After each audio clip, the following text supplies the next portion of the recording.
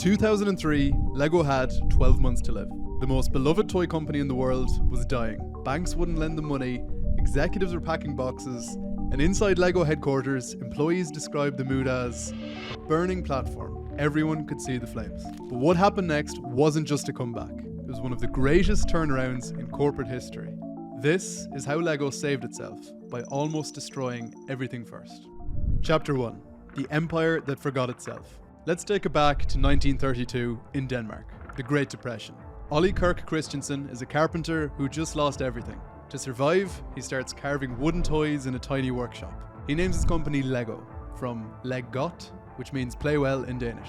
Then, tragedy strikes. His factory burns down. At this point, most people would have just quit, but Ollie, he didn't. By the 1960s, his son Gottfried invents the interlocking plastic brick, a toy parents thought looked cheap, and bets the entire company on it. By the 1980s, Lego is printing money. It's in every country on Earth. There's Lego castles, spaceships, Technics, cultural icons, and the revenue was exploding year after year. They were untouchable. And that's when they made their first mistake. Chapter 2, The Panic. The 1990s arrived. Video games are taking over. Kids want PlayStations, not plastic. So Lego does what every panicking company does. They try to expand into everything. Lego watches, Lego clothes, Lego video games, theme parks. Between 1997 and 2002, they increased their brick types from 6,000 all the way up to 12,000. It was a disaster. Every new brick meant new molds, new inventory, skyrocketing costs. Then they built the theme parks. Hundreds and hundreds of millions of dollars dumped into physical resorts, thinking they could compete with Disney. And unfortunately, they couldn't. Chapter 3. 12 months to live. By 2003, the numbers were catastrophic. The sales were down 26%. There was a $300 million loss, and Lego were over $800 million in debt. The banks outright refused to lend Lego any more money. So the Christensen family, who owned Lego for 70 years, started looking for buyers. Inside the company, it was complete chaos. The designers had zero direction. Every department was doing whatever they wanted, and no one could answer a simple question. What is Lego supposed to be? One executive later said, "We're making toys that nobody wanted." But the strange thing is that Lego wasn't dying from competition. They were dying from confusion. Chapter 4. The fix. To save the company, the board made a desperate move. They hired a 35-year-old McKinsey consultant named Jørgen Vig Knudstorp.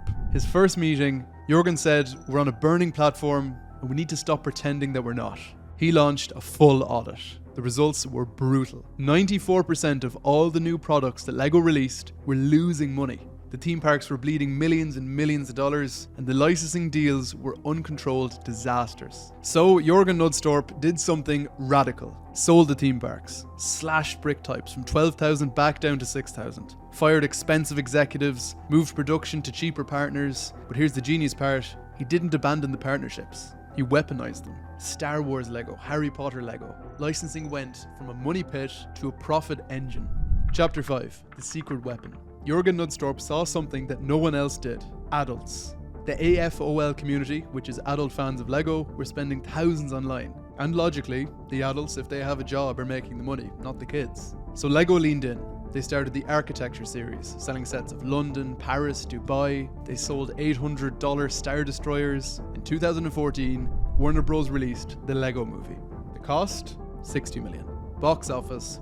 $469 million. But the real money came from the sets. In the 2 years after the movie dropped, Lego sales grew 25% year over year. The movie wasn't selling Lego, the movie was Lego. Chapter 6. The Empire Strikes Back. Today, Lego makes $9 billion in annual revenue, are the #1 toy company on Earth, have multiple movies, games, franchises, and a resale market worth billions. Lego didn't just survive, they became a cultural empire. So here's the lesson. Lego didn't almost die because they stopped innovating. They almost died because they forgot why people cared. The magic was never in the themes or the parks or anything like that. It was something simpler. The power to build anything. Sometimes the key to success isn't expanding, it's remembering who you are. If this story hit you, subscribe because the next one is going to be even crazier. And if there's a video you'd like to see me make, please drop it in the comments. Don't forget to subscribe.